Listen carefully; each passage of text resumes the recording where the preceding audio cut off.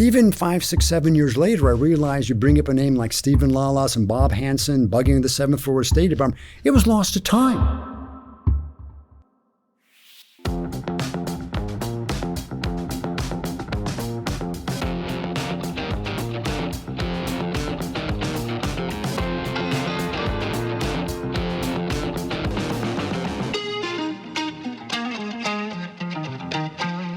Welcome back to After Action. I'm Chad Hammer.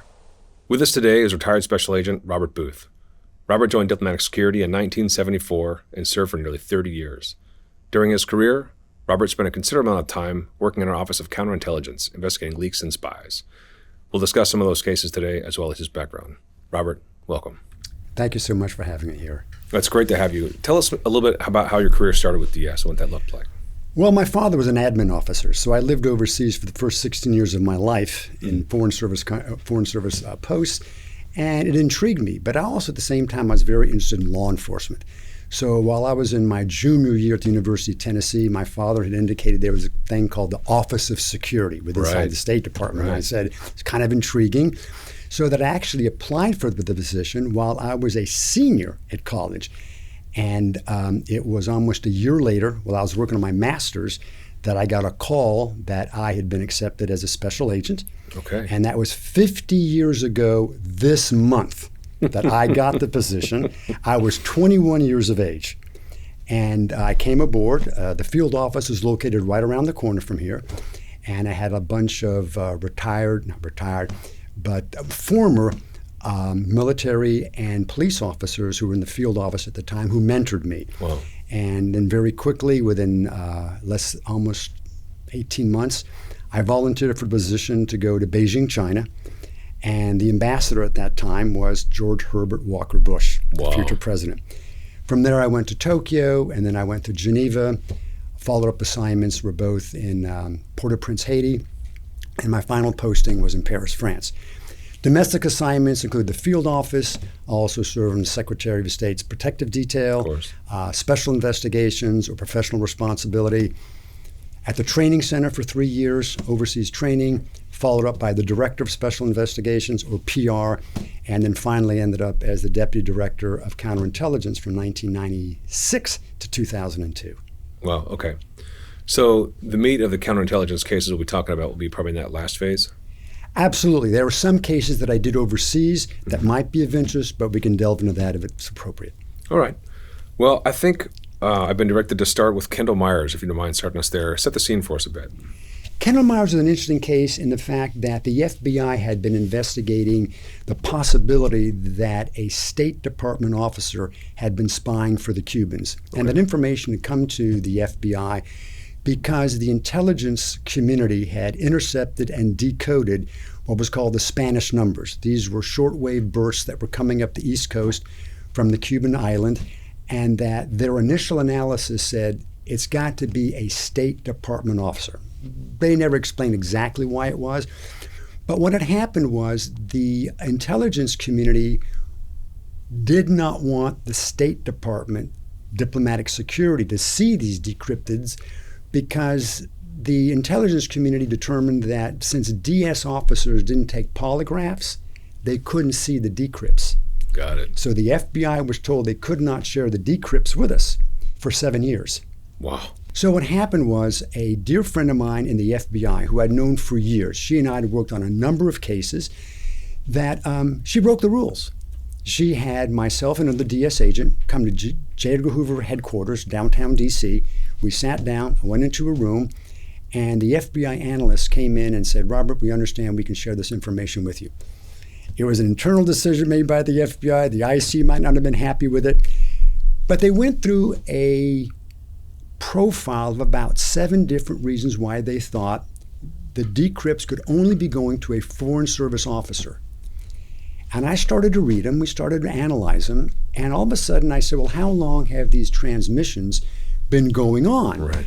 And the FBI said, well, it's been about 9 to 10 years. And I said, are you telling me that there's a State Department employee who's been getting these transmissions for 9 years? And they said, yeah. And I said, well, you know that means it can't be a Foreign Service officer. It has to be a civil servant. And it was like, champagne popping off. They had never thought about that. I, as a State Department guy, knew instinctively that it couldn't be an FSO. Right. Based off that, I brought the information back. I worked with the other DS agent. What we did was we used the profile they provided. I took some other information from that, and we ran it through the alpha list. And I said, the alpha list is the personnel file for all State Department employees. Okay. And I said, we eliminate all the FSOs, only civil servants that worked from 1990 to 1999. And I said, he can only be in 3 offices. And that's based off my analysis. Yeah. And then we ran it by the computer system, which promptly crashed. The IT people came running upstairs to our office, and they said, "What are you guys doing?" And so the agent, another agent who was much more proficient at these kind of things, kind of fibbed a bit, and they said, "We'll help you do this." So the IT people managed the system, massaged the system. So 5 days later, the agent came into my cubicle, and she says, "I don't know why you're looking for this guy." It was a male. And she just winked at me and gave me this, and there were 21 names that the computer had generated based off the FBI profile and my profile. Okay. Not bad for the size of the department. 21 So isn't bad. we come from all the State Department officers to 21. Yeah. And then a dear friend of mine in PSS, who I'd known for 25 years, I asked her if she could pull the security files of these 21 people in her name. Sure. Because if someone said Robert Booth wants the files, why does Robert Booth want these files? Right. I'm trying to be security conscious about it. So I knew Barbara would be able to pull these files without causing any concern. Mm-hmm. And she would call me up in the office and say, "Robert, I've got 2 of the files downstairs." I'd go downstairs, it would pull in her name. I'd go in this little windowless cubicle and painfully go through. If you've seen an SY file, they're like this. And I had to go through them. And this is all the neighbors and all that background. You have to go back. All of that. You have to go back prior to that. Anything that, did somebody say something about him as a student at college where he showed leanings or tendencies? Did he take classes with Marxism? Right. With the teachers that he talked to, X, Y? I mean, I don't know if you can do that today. Long story short was file 13 was Kendall Myers. And so I started to look at it. He met the profiles. And he met 1 or 2 other things, and so I contacted the FBI agent in charge, Matt, and I called him up that evening on a Friday. I gave him the file. I got to work Monday morning, and they said the investigation has been launched, and that's how it started. Wow. Okay. Did you ever make it to the rest of the list, or you knew 13 was? Oh, I had to go through the last 7. Yeah, you had to do that. Yeah, sure. And what had happened was he was the only one that really sparked all the other 20 files. They were all males who did not speak English, who were married, who were civil servants from 1990 to 1990. And when you take civil servants 1990 to 1999 who were males, it really reduced the list to a very manageable number. And there were a couple other things I really can't talk about that was in the profile that, based off the computer, based off the profile, it could only have been Kendall Myers. Okay. So what happens next? What do they start? They set up surveillance and all the rest. Well, the first thing the FBI does is they start doing the things they do so well at. They got national security letters out to the banks, to the Visa. They started checking everything. And then we started looking at his computer because the banner, if you bring up your computer, the banner says, if you go one more step, you give us the right to look at this stuff. And eventually, under the FISA, we were able to put microphones in his apartment up on Cathedral Avenue. We started looking at other things. Things started to fall in place. We then noticed a counter-espionage indicator. And that was when Ana Montes, the DIA employee who was arrested for spying for the Cubans, who I just got out of prison this year after doing her 19 years. And she's completely unrepentant. She's returned to Costa Rica and Puerto Rico. And when she was arrested, we then noticed that Kendall Myers and his wife Gwendolyn all of a sudden started going to South America on vacations every 6 months. And for the intelligence community, that was an indicator. He had never traveled to South America. He did not speak Spanish. Wow. And what the intelligence community concluded was that he was now meeting his handlers outside the United States. And so that was a big indicator, Yeah. which Kendall Myers would then acknowledge to me when I did his debrief. He did do that. So with that in mind and going into his home, listening to things that he said, the things he was seeing on the computer and talking to other people, it was pretty clear that he was starting to fit the profile. And we were starting to see some counter-espionage indicators. And then he submitted his resignation before we could catch him passing information, going on his laptop and submitting information to his handler in Mexico. And then he retired. No more counter-espionage indicators. Right. So finally, after about a year of monitoring him, now that he retired, the FBI decided to do what's called a pitch. We had a bogus person suggesting that he was a Cuban intelligence officer who met him on the campus of SAIS, where he taught as an associate professor. Kendall bit and said, okay, you guys want me back. I've been gone out of the game now for a year. I miss not being a spy. And over the course of 3 meetings in hotel rooms in Washington, D.C., Kendall acknowledged and admitted spying for the Cubans for those 20-odd years. Wow. And it's called a false flag operation, and it worked brilliantly. The FBI recorded everything in the rooms where he talked to this Cuban asset, and then he was arrested and subsequently pled guilty. And we talk a lot about motivations in some of these cases as a learning tool. What do you think was behind this for him? The toughest thing, and we're the only agency that has this, State Department spies are ideological. People don't know the Stephen Lawless case. Stephen Lawless was a State Department communications officer, Lawless, Greek. He was recruited by the Greek intelligence service while he was an airman serving in Turkey. Wow. He retires from the Air Force, puts his clandestine career with the Greeks underwater. He then joins the State Department as a communications officer, and then, while serving in Yugoslavia, goes to the Greek Independence Day party and then reinvests in the Greek intelligence service. He's a Greek national. He did it for ideological purposes. Kendall Myers spied for ideological purposes.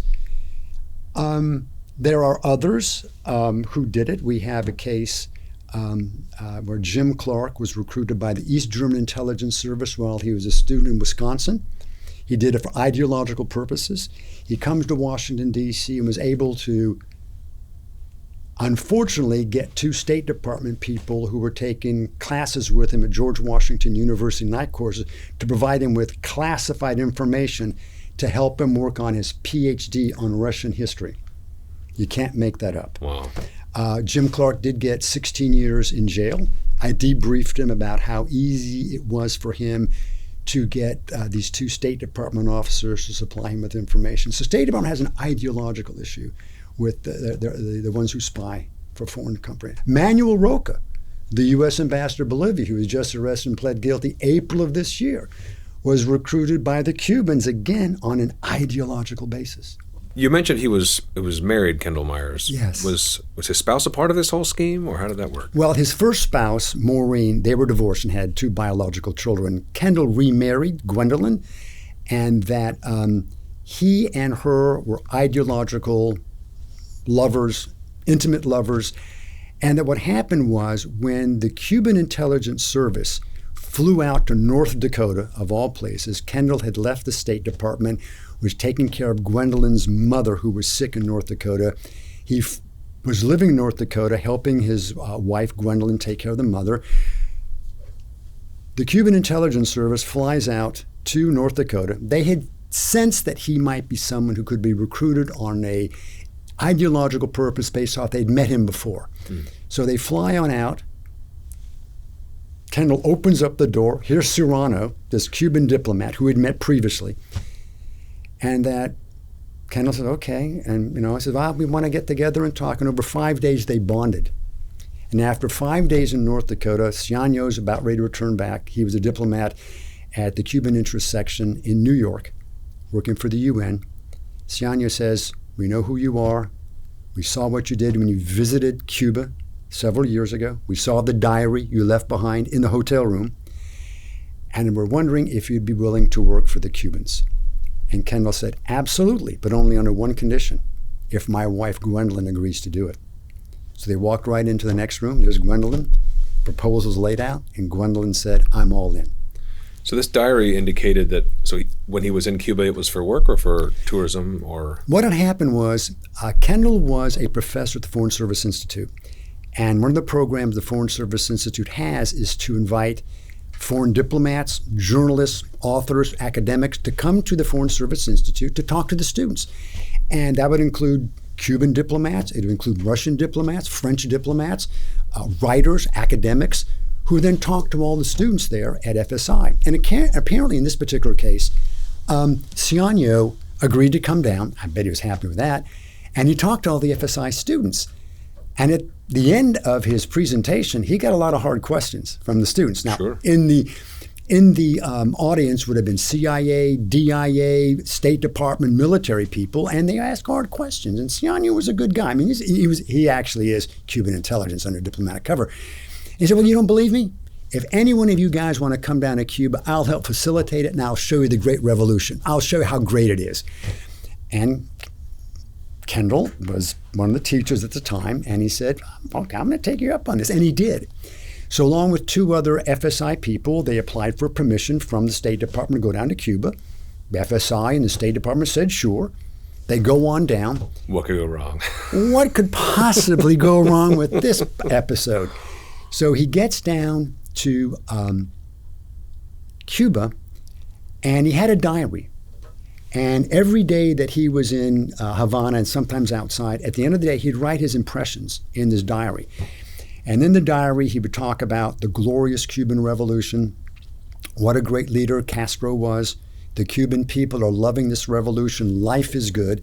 So he'd write it. He'd leave it there. He'd go out the next morning. But the Cuban IC would go inside his hotel room and read this.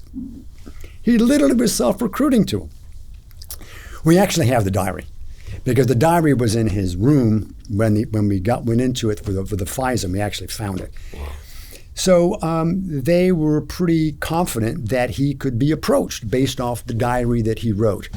But when he got back to the United States from the visit to Cuba, he was still at FSI. And at that particular point is when Gwendolyn advised that her mother was not doing well in North Dakota. He resigned from the Foreign Service Institute, moved up to North Dakota. Siano found out that he now was in North Dakota, so when Siano went up to visit North Dakota, he knew he'd be there.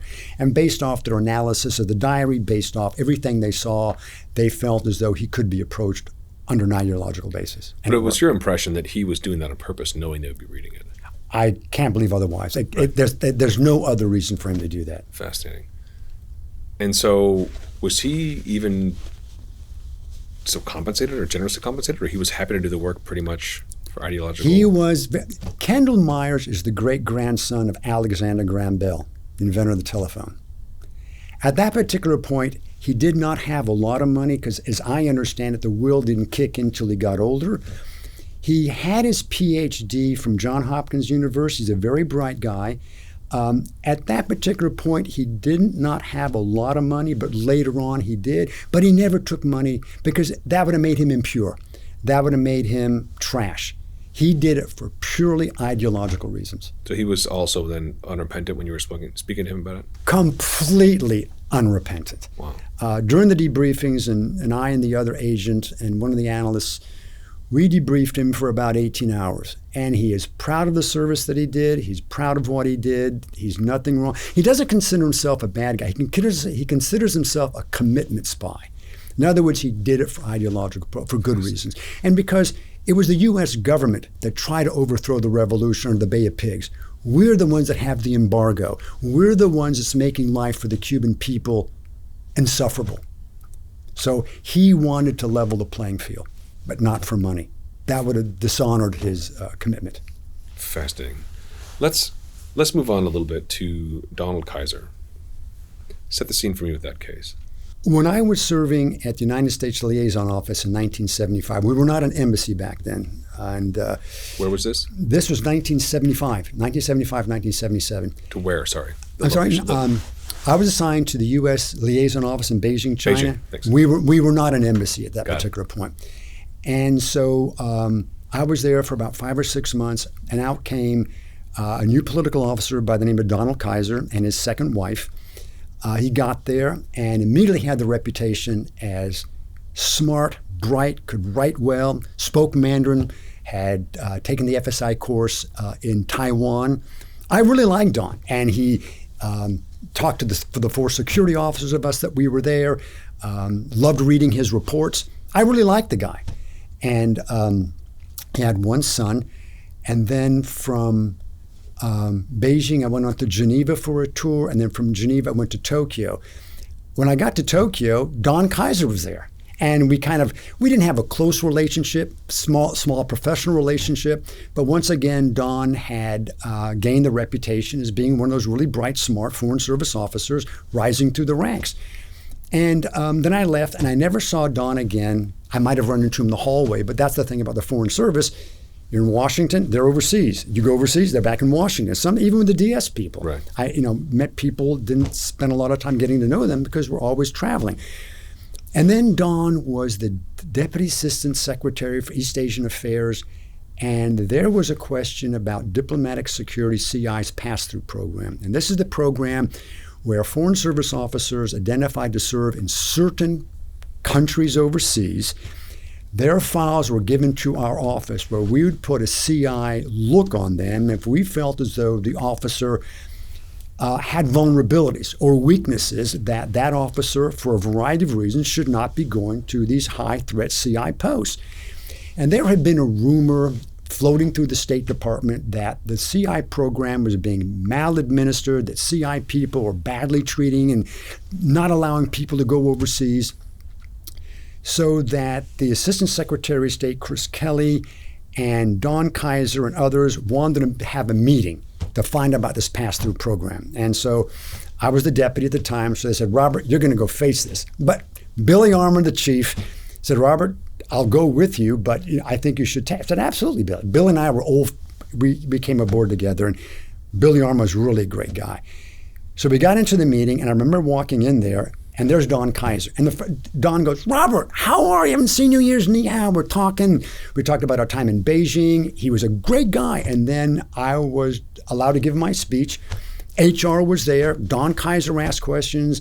Other Foreign Service officers were there who had this theory that we had this star chamber and state was using the CI to hurt people.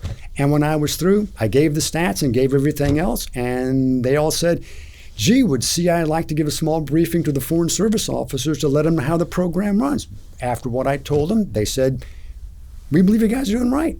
And so that was it. And that was my last talk to Don Kaiser until the FBI came to our offices years later and said, we have a problem with one of your officers. We think he is actually meeting a Taiwanese intelligence officer under diplomatic cover.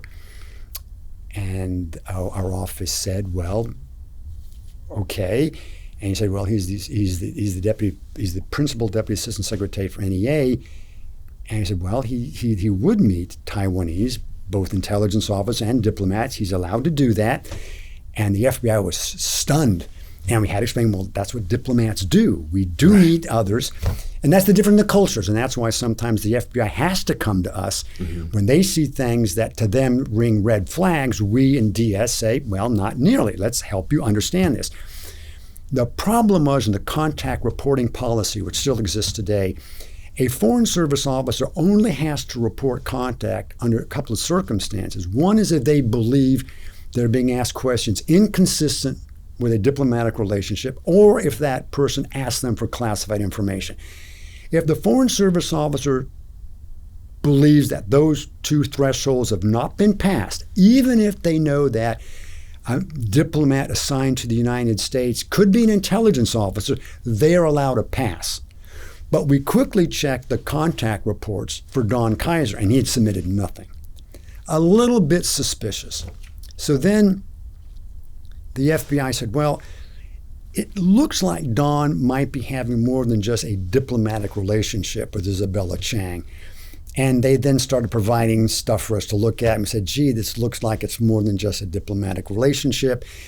And so we started digging deeper into Don Kaiser's relationship with Isabella Chang. And then the counterintelligence indicators started to come up. The biggest one was, and again, with the Foreign Surveillance Intelligence Act, we put cameras in his office space here in D.C., monitoring his stuff. And we started to see things that I will not get into here, that he was practicing counterintelligence ops in his office to see if he was being looked at. Wow. That's a big clue. Yeah. He's former CIA. That's public. And before he joined the State Department. And then what we noticed was that he was going to travel to the People's Republic of China on a certain date. And we realized he'd communicated this to Isabella Chang. And we saw them set up the fact that Don Kaiser would then fly to Beijing, China to do some negotiation. And then she would be flying to Taiwan. And then we noticed that he would then fly to Tokyo while she would be in Taiwan. And we thought it was kind of suspicious. And then we found out by monitoring Don that when Don got to Tokyo, he contacts the Deputy Assistant Secretary, Mr. Kelly, saying, gee, I'm here in Tokyo, and you know, all the people I wanted to meet are not here, so I'd like about a 3-day vacation. And he immediately got it, and then we realized he quickly flew to Taiwan. So without letting anybody know, he then flew to Taiwan. Now, he knows back then senior State Department people could not visit Taiwan because the PRC would be very upset about that. Right. So he knew more than anybody else. He needed permission to go to Taiwan. And they met. They had a time together because we'd monitored a few things. He comes back to the United States, and here's where he made his big mistake. When he flew into the United States, you have to fill out that customs form saying where you're at, and you have to sign at the bottom. And you left out the fact that he'd visited Taiwan. So he committed 1001 USC, 18 U.S. Code. And in fact, that's what he was found guilty of, lying on an official form. Wow. Wow. So there again, you start putting all these pieces together. What ended up being the extent of the investigative activity and the extent of the damage? I think what Don Kaiser did, because we never actually caught him passing classified information to Isabella Chang or her boss. What Don Kaiser did was something what Kendall Myers did. He would analyze a lot of classified information. He never took it home. He kept it up in his mind. He got home, and what I think he did, Don Kaiser was an ardent anti-Communist Party person, anti-Chinese government. And what he did is he provided information to Taiwanese to help checkmate Beijing's move. And I think he provided them political analysis, all sorts of information about how he thought Taiwan may want to conduct their diplomatic relations, maybe some of their military activities that could best help them put off the Beijing government. So that when we saw these things going on, it was clear that the meetings they had at luncheons, he would pass them an envelope. And we only were able to get one envelope when he was actually arrested after meeting with Isabella Chang. Inside was analysis. And the analysis clearly was based off classified information, but to take out a sentence or two and then go to court and say there's unauthorized transfers of classified information, you got to have a jury to parse. First of all, we'd have to find the original document. Then we'd have to find the words that were used, and it'd have to match perfectly. And that would have been very hard to do. And so ultimately, when he was detained with Isabella Chang outside a restaurant in Alexandria, Virginia, Isabella Chang cracked, and Isabella Chang agreed to return to the Taiwanese unofficial residence and mission here, went inside and brought out the cable traffic that they had sent back to Taiwan after meetings with Don Kaiser. And in the cable traffic they sent back to Taiwan, it said, keep Don Kaiser's identity classified. Here's what Don has told us at our last meeting. And she gave that to us. Wow. Now, eventually, the Taiwanese government filed a claim to get those cables back that we had. Wow. They said they wouldn't. Surreptitiously, they went to a court here in Washington, D.C., saying that's Taiwanese private information. We want to get it back. Again, this is consciousness of guilt, as you would say in the legal profession. We did not give it back to them. So there's, as you said, this is another kind of ideological motivation. Were there other ties between Myers and Kaiser? No, none whatsoever. No, okay. Not that we're aware of, no. Okay. And so in the long story, when we did arrest Don Kaiser at FSI, he was going to accept, he had been assigned to be the chief of the American Institute in Taiwan. He was going to be the boss there in Taiwan for 3 years. Wow. While an active asset of the Taiwanese. When the FBI and DS agents raided with a warrant his home, they found some 3,700 classified documents in his office in the basement, in his library, including some TS information. His wife at that time was a CIA employee. Wow. Was she ultimately implicated then? Or? Not at all. No. Okay. None whatsoever. Fascinating. So in addition to the cases against spies, you also had some cases or investigations related to technological equipment, spy equipment, or this kind of espionage? In 1999, the FBI approached my office and said that we have information that the Russian SVR officers under diplomatic cover are coming to the State Department in numbers and frequencies never seen before. FBI agent Don and I then set up a counterintelligence operation where we had a car parked in the parking lot in front of the State Department. We started filming all these Russian diplomats coming. We had FBI DS agents inside the building. We'd work with receptionists. And that's when I found out, to my shock and horror, that State Department had passed an edict saying that Russian diplomats who presented themselves to the front desk and got permission from the office they were visiting to come to state would be allowed on their honor without an escort to go from the reception desk to the embassy, to the State Department office without an escort.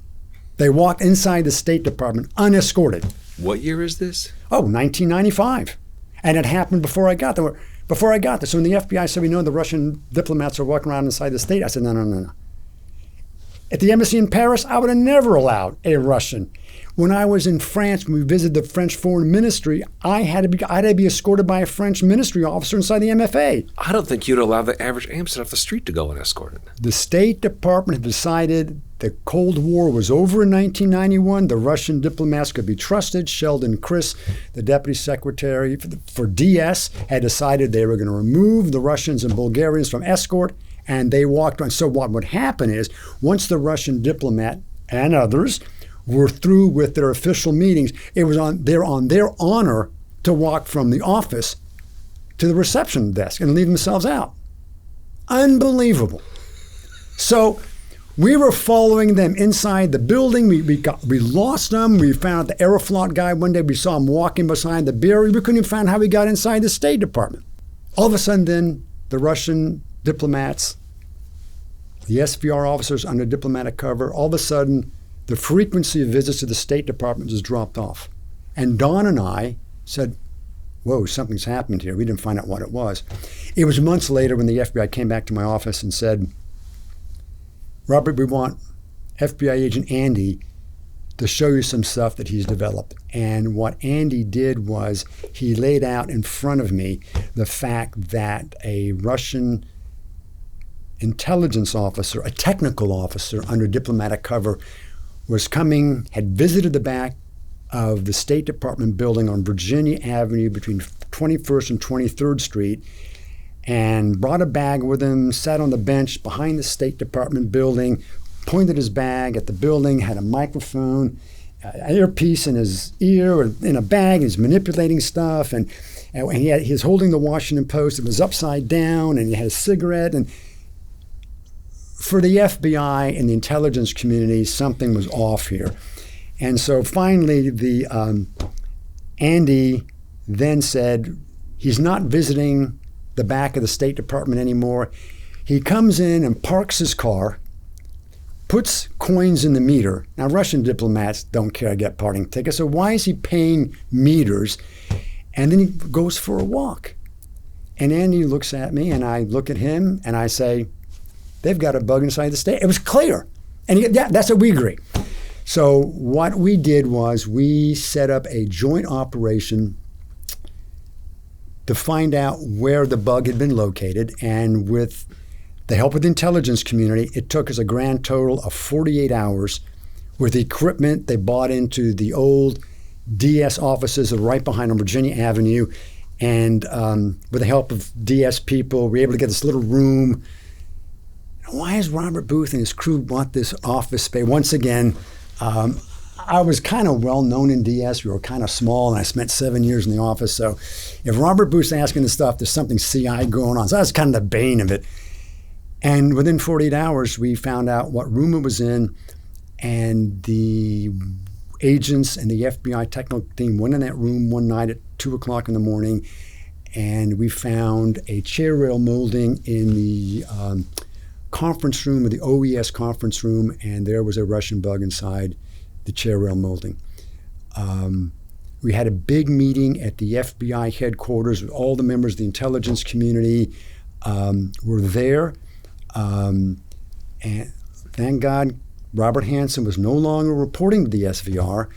And the decision was made, what do we do about this bug inside the inside the chair rail molding? The consensus was, let's monitor it. Let's see what happens. Is someone coming in, taking things out? So that DS agreed to have our agents on a 24/7 basis monitor the room technically and with video. We had a room inside the State Department. Our agents went in there on 24/7, 12-hour shifts for weeks on end to see the kind of conversations that were going. The FBI did a great job. We had cameras, video, everything else. The Deputy Secretary was all on top of this. And we monitored what kind of conversations the Russians were listening into. Some was pretty sensitive.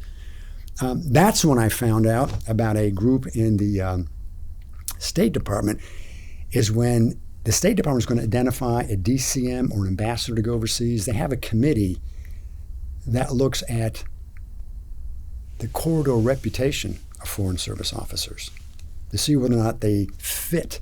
In other words, their weaknesses and vulnerabilities that are discussed in this little meeting. So while he or she may have the professional qualifications, did he or she have drinking problems, little gambling problems, a little too rough in the management style? Well, if the Russians were listening in on this, what a great way to approach someone like that. They did get one or two. I think it was called the D Committee.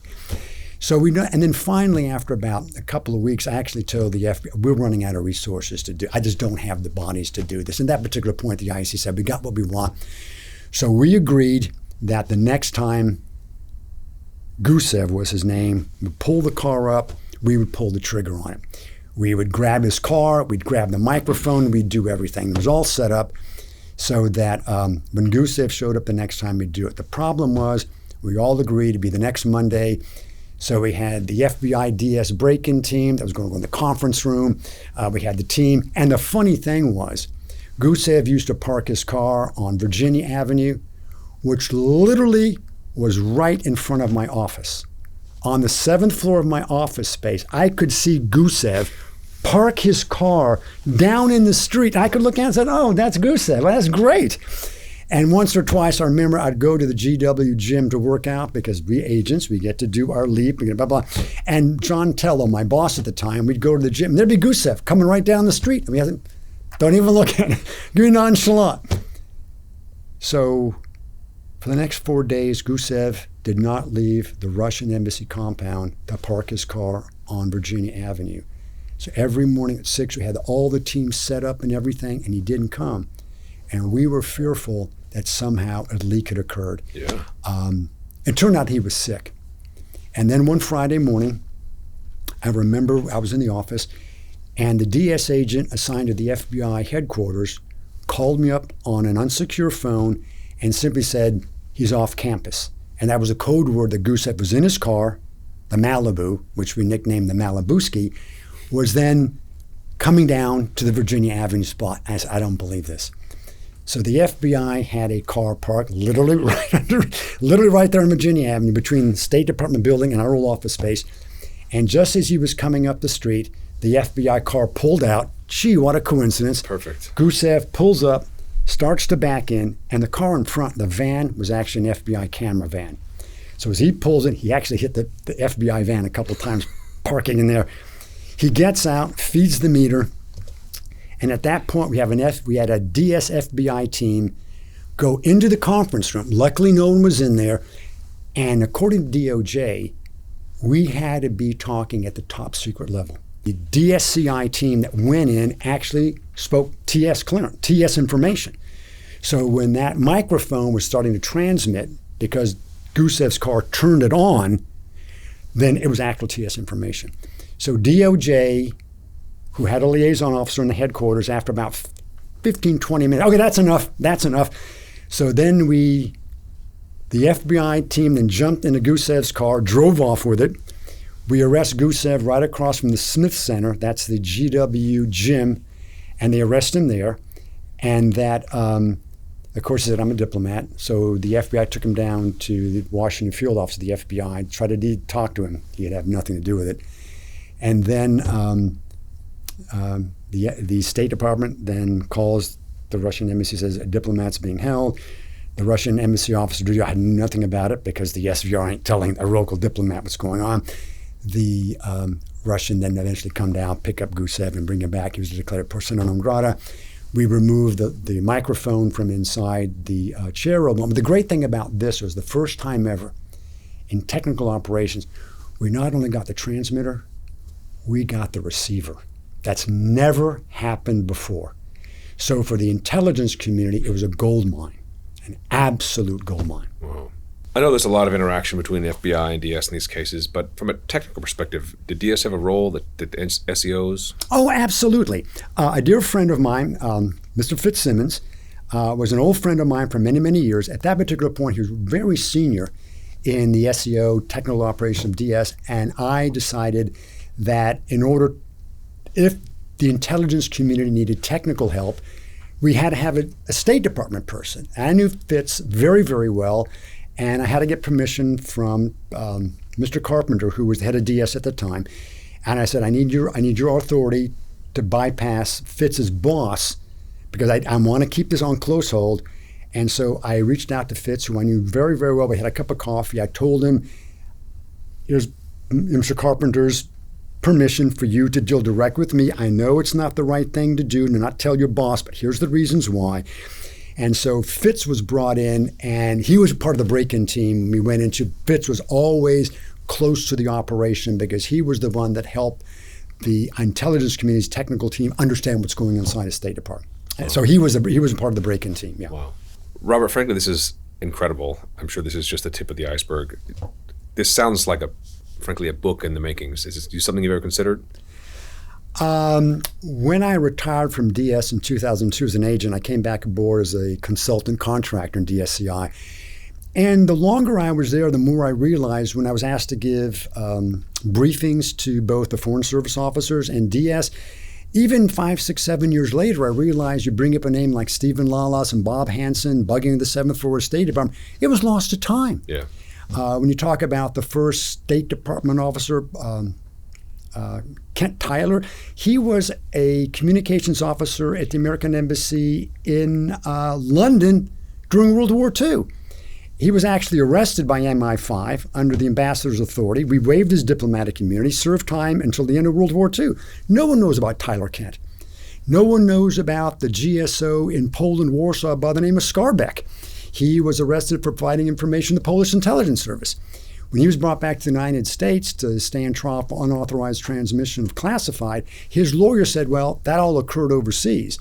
And this is the beginnings of the fact that the judicial system recognized the fact that embassies overseas, U.S. rented property overseas, fell under 18 U.S.C. special maritime jurisdiction. And the courts would say, if they commit a crime, be it espionage, murder, drugs, we can try them back in the United States where they're first arrested in the United States or where they declare their permanent residence in the United States. So who knows about Skarbek? Who knows about Tyler Kent? Who knows about Stephen Lawless?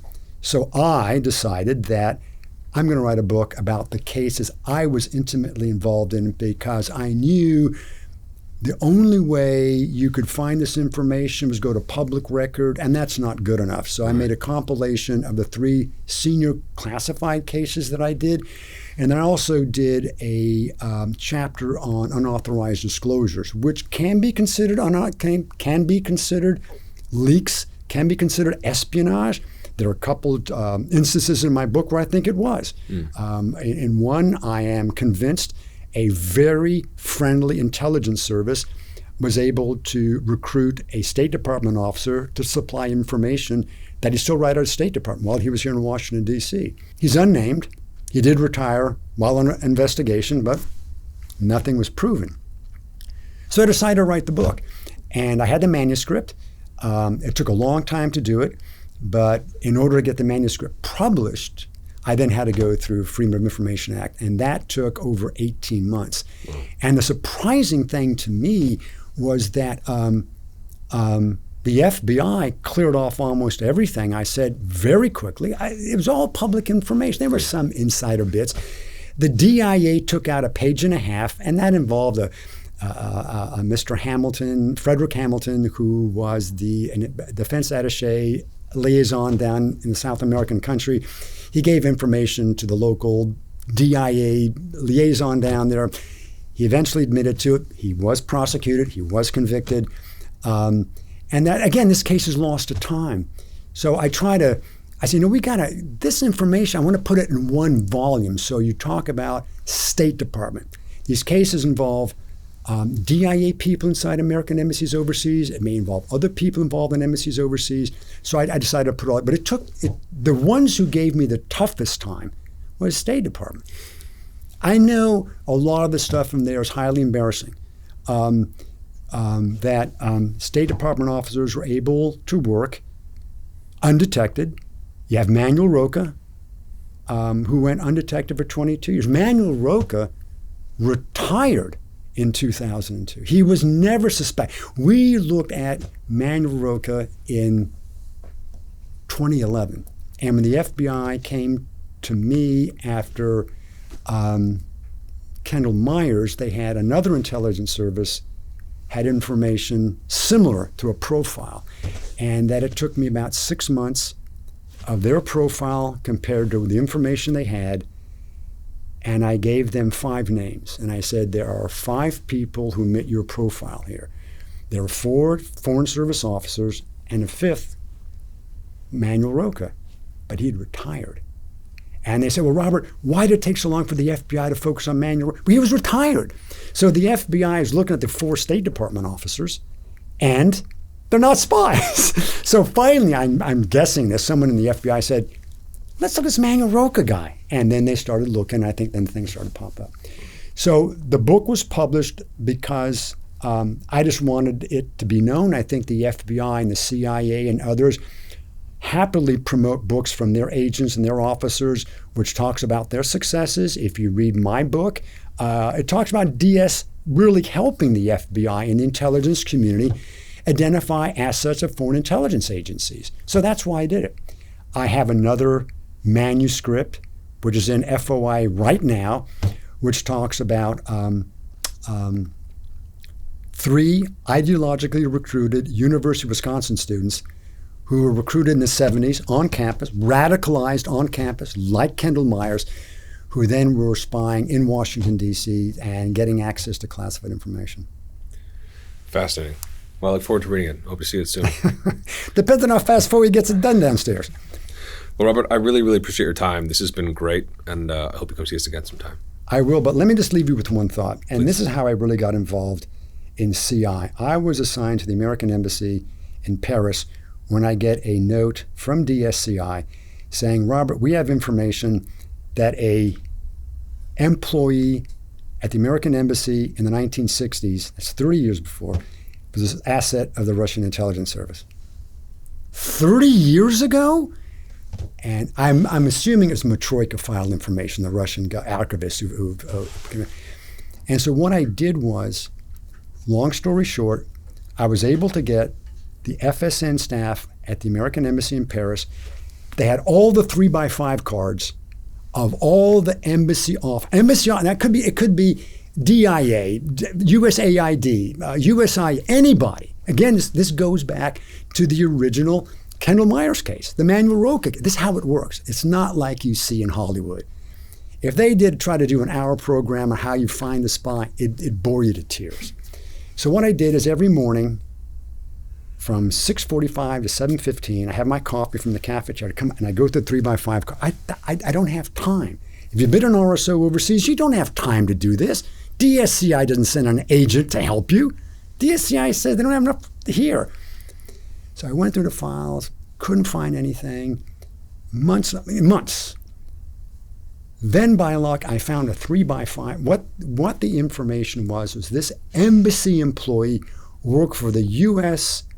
tourist agency. Doesn't exist.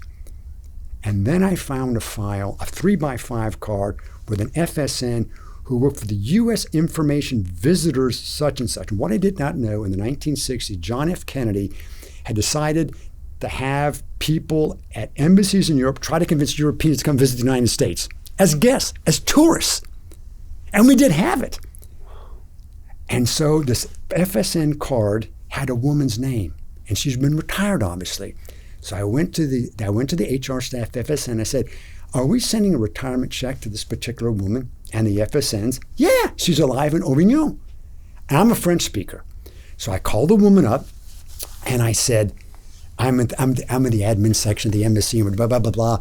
And we understand we're the U.S. tourist agency. And that was its name. The name they sent to me from what was wrong. Not their fault. They're doing Russian translations. So I finally got the woman, and blah, blah, blah. Says, "Oh, yeah, we only existed for 2 years.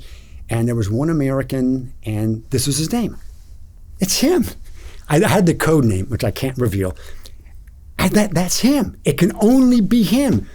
So I was so proud of myself, and being a good intelligence officer, CI at that time, I got an envelope, wrote his name down, and no email, don't trust it, not cable traffic, because the CRM people could read it.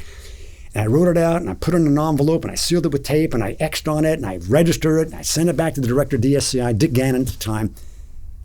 And, where's my congratulations? Where's my thanks, Robert? And so I wait about 3 months. And so finally, I get on the secure phone. I called Dick up, and I said, "Hey, Dick, by the way," I said, "my congratulations. Robert, the guy died 12 years ago." So they then sent me out another request on another chase. I did that one for him and came down with 2 names.